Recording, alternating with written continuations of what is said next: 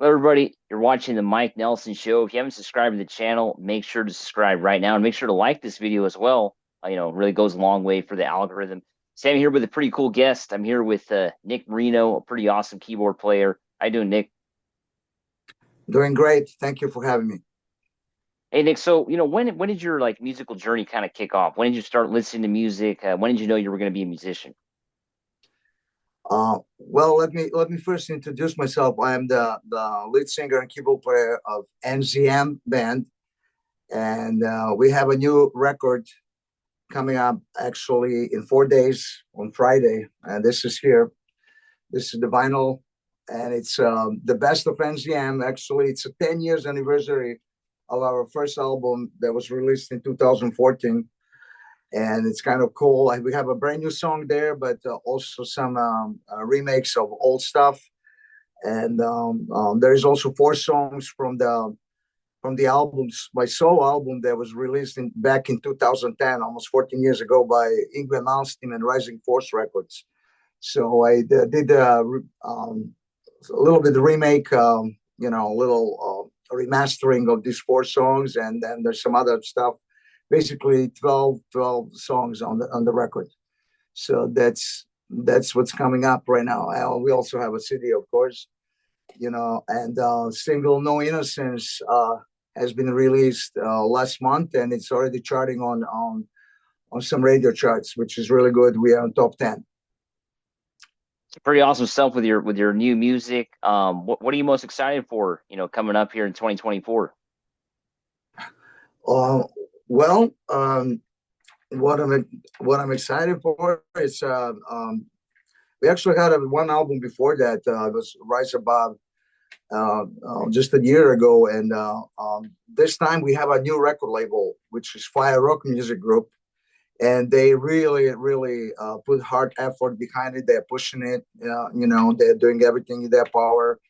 And special thanks to Tom Collier, who is CEO of the um, um, Fire Rock Records, actually Fire Rock Group. I'm sorry, that's a correct name. And Michael Wilkinson from Kentucky, who is also co-owner of the company, and they're really doing a great job so far. And I think people in California is going to have a chance to see NZM on a mini tour in January, end of January next year, 2025. So, which is like basically in 6 months from now, something like that.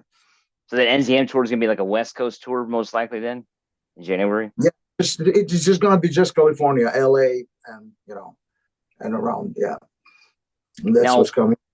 talk to me about the album Rise Above. Talk to me a little bit more about it, the process making it. No, this is the that was the previous album. This is the best of NZM. Oh yeah, the Like I said, greatest hits. But I'm saying the previous yeah, album. yeah. We had four albums by NZM, and one solo album that actually the songs from that album, and as I said, we've been playing it live, but now I consolidate everything. Uh, are these really the best songs? I don't know. It's hard choice. We had a lot of it. It was really hard. Um, a hard task to pick up the best songs, but I think I got it. And we have a pretty good following and people like it. Actually, originally it was supposed to be 16 songs, but because we decided to release vinyl, vinyl can handle only 44 minutes, which translates to 12 songs. So we had to get rid of four songs, which is really hard thing to do. But anyway, yeah. So talk to me how a little bit more about the beginning of your career, how you why you started playing keyboard. Talk to me a little bit more about that. Okay, well, I, as you see, actually I was born in Europe, the country that doesn't exist anymore, called Yugoslavia. Right now, it's Serbia, the region where I'm coming from. It's Serbia. My mother is from Slovenia, which is, I don't know if you guys are familiar, but anyway, that's like east of Italy and west of Romania and south of Austria, so north of Greece. Let's see, that's like a geographical point. Anyway, well, when I was 4 years old, I was actually singing for family and friends, and I that's how I was introduced to music. I like to sing, and then my parents put me in a classical music school when I was 7 years old, and I went there for 8 years. Played piano, and then did some church choirs, and singing a little bit, and then when I was 16 years old, I got into a rock band.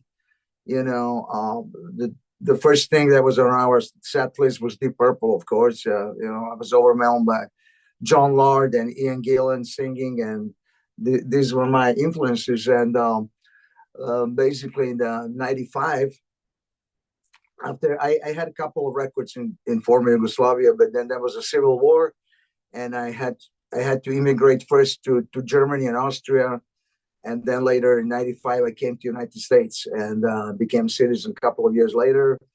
In 2005, I attended an audition for Yngwie Malmsteen, and I got the audition. I joined the band just for one tour for that year, and then because of some other obligations, I couldn't play for the next couple of years. But then I finally and permanently rejoined Yngwie Malmsteen in 2009, and I've been playing with him since then.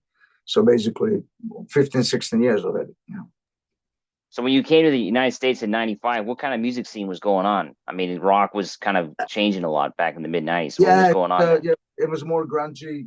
Basically, if you are, kind of the record companies like, want everything, whatever is like similar to Nirvana, Pearl Jam, and this stuff is kind of sad.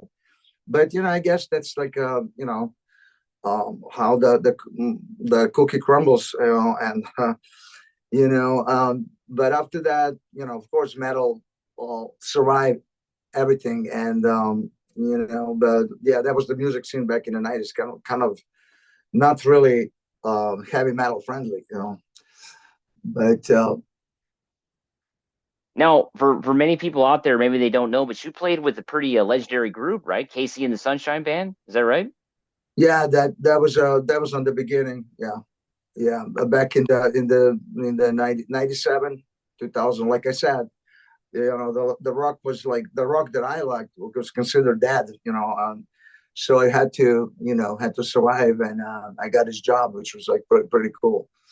So you guys played all over the world then? You got a chance to tour the world with Casey and the Sunshine Band those years? Yeah, yeah, yeah, pretty much. Yeah.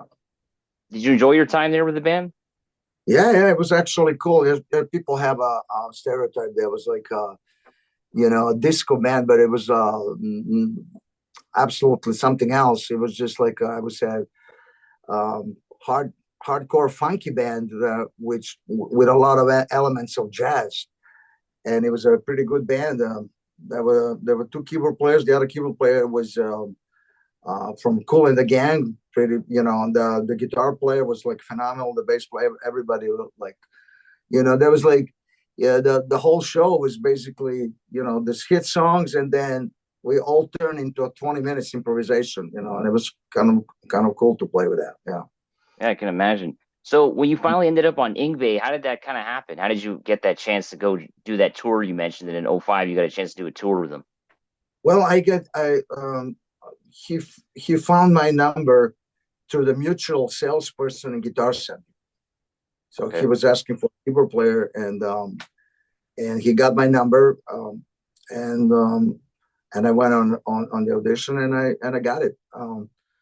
Wasn't that easy. It was like um, pretty difficult to learn all of the songs. But I did it. I had only, I think, 10 days to learn the whole thing, and that's it. You know? This was Was a album Unleash the Fury with Doogie White. That was the U.S. tour and Japan in 2005. Yeah, was it like a dream come true to play with Ingve? Were you a fan of his music? absolutely.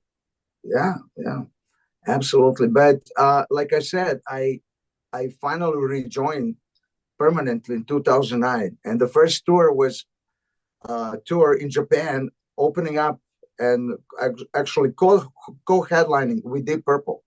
Believe Wow. it or not. So my dream came true. That was like unbelievable, touring with Deep Purple for 2 weeks in Japan on bullet train, staying in the same hotels, sharing the same venue, dressing rooms, in the same hallway. I mean, crazy, crazy thing. Yeah. So the last 15 years you've been playing with Ingve, and how has that been? It must be a crazy experience playing one of the best guitar players of all time.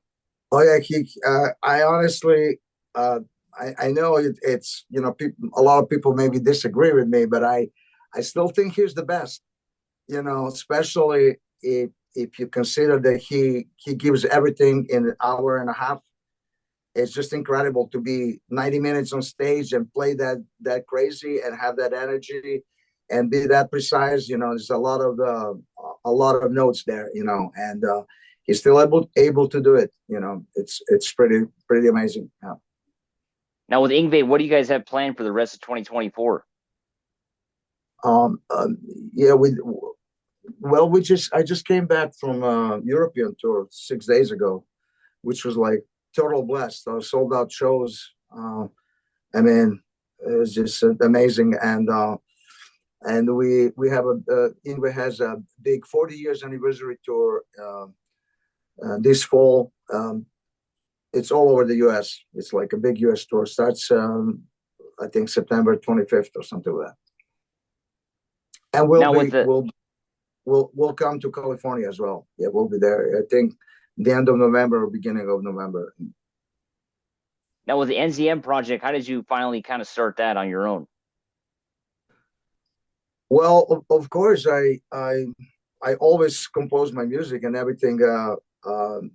Honestly, I've tried something, but when I was playing in a Case in the Sunshine Band, it was like they were not really interested because it's completely different type of music, different genre. But I've been working on building my library of songs, and actually in 2009, after coming back from Japan, I actually played my demo to Ingve, and he liked one song, and he said, "This is really cool." By the way, said, "I have a record label, Rising Force Records. You want to be on my label?"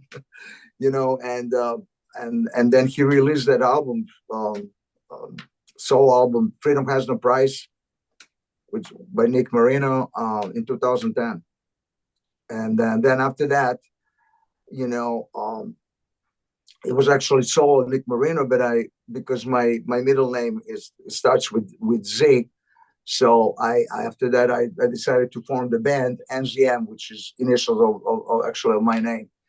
And in 2014, the album actually, recording the album, we started maybe 2012 or 2013, but it was released at the beginning of 2014, Eternal Fire. That was the first NZM album. Now with this project, you write all the music, then you do everything yourself, basically. Yeah, I write most the music, arrangements, everything, lyrics.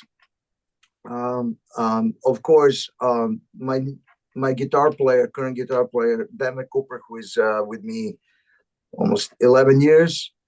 He does all the guitars and bass and the guitar lines, and yeah, there's on the last record we have one song that was collaboration with me in Denver, "The End of Days," which is also on this album, "The Best of NZM." But other than that, it's all my compositions. Correct.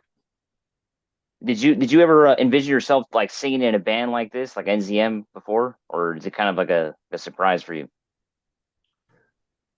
No, actually, I would, all my life I wanted to have my own band, like everybody else, or whatever you see. Look. I'm gonna give you one example. So, what do you say about Bruce Dickinson having his own band right now? After performing and singing for Iron Maiden, how many years now? He has his own project. It's true. What I'm Yeah. trying to tell everybody wants to do something on their own. Even Iron Maiden is like, I don't know if you can be more successful than that. That's like the top of the top, the end, the top of the line, and he still wanted to do his project. And actually, I had a chance to meet him this summer, and because a friend of mine plays in his band, and it's incredible. I mean, the band and the new record that he does, it's as good as Iron Maiden. It's a little bit different, has the keyboards inside, different approach, but it's just as great as Iron Maiden. Well, Nick, I want to thank you for coming on the show today. It was great talking to you. All right, thank you.